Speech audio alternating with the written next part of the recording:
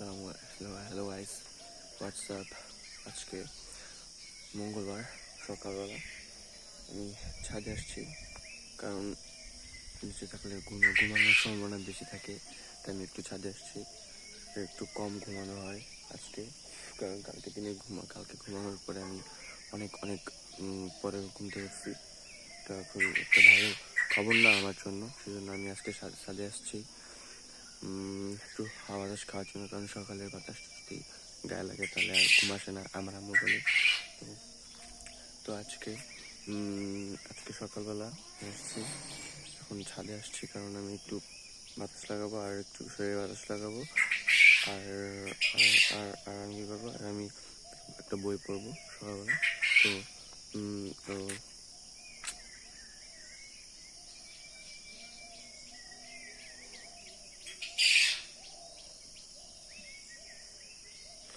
না, আর তেমন কিছু করার নেই, শুধু বাতাস লাগাবো আর বই পড়বো। দেন ওয়ার্কআউট মারার কোনো প্ল্যান নাই আজকে, কারণ ইদানিং না আগামী অনেক দিনই আমার ওয়ার্কআউট খুব একটা প্ল্যান নাই। আমার আগে একটু ওয়েট গেইন করতে হবে, দেন আমি ওয়ার্কআউট করবো। তারপরে ওয়ার্কআউটটা একটু কাজে দেবে। এখন ওয়ার্কআউট করলে খুব একটা বেনিফিট হবে না আমার জন্য, সেই জন্য আমি এখন একটু ওয়ার্কআউট কম কম কম করার চিন্তা করতেছি, আর ওয়ার্কআউট না করার সম্ভাবনাই বেশি এই 1-2 মাসে।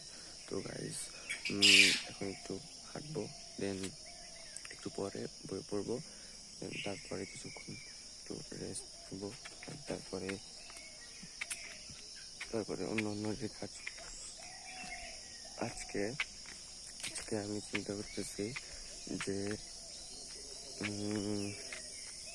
আসলে কি কি আমি মাঝে মধ্যে ভাবি যে ইউটিউবে খুব একটা ভালো জিনিস দেখা যাক, ইউটিউবে খুব একটা হেল্পফুল জিনিস দেখা যাবে, কিন্তু খুব একটা ভালো জিনিস দেখা হয় না আসলে।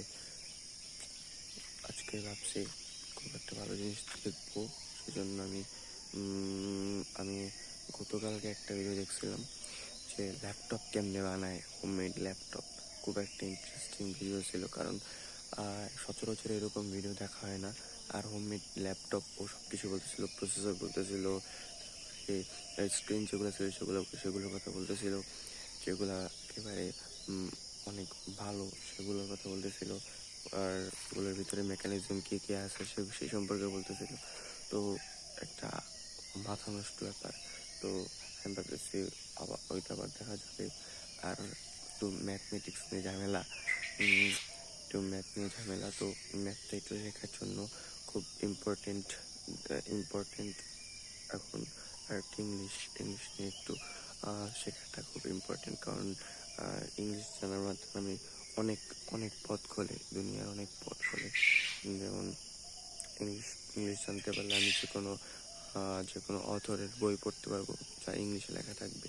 আমি ইংলিশ জানা থাকলে যে কোনো ইউটিউবারের ভিডিও দেখতে পারবো, যে কোনো মুভি দেখতে পারবো, যে কোনো হেল্পফুল ভিডিও দেখতে পারবো। এটা আমার জন্য খুবই খুবই খুবই ইম্পর্টেন্ট একটা প্লে প্লে করবে আমার ক্যারিয়ারের জন্য বা আমার লার্নিং এক্সপিরিয়েন্সের জন্য।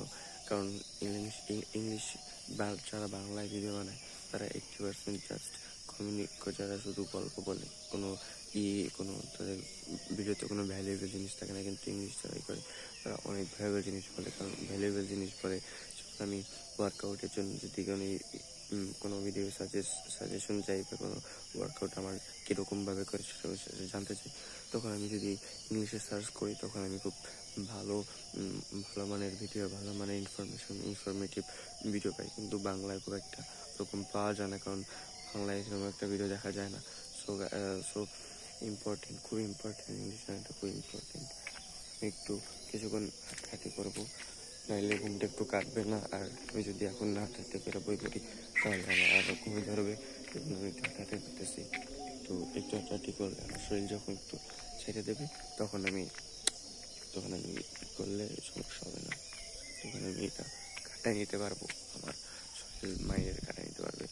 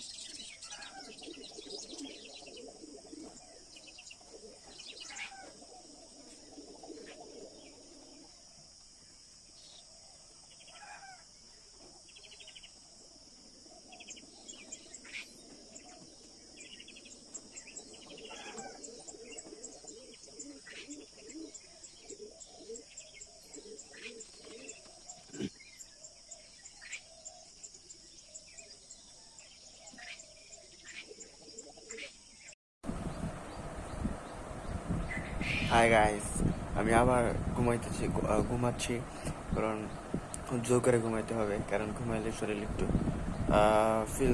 ফিট থাকবে। আর ঘুম হচ্ছে আপনার আলটিমেট আপনার medicine. So good luck to me and sleep.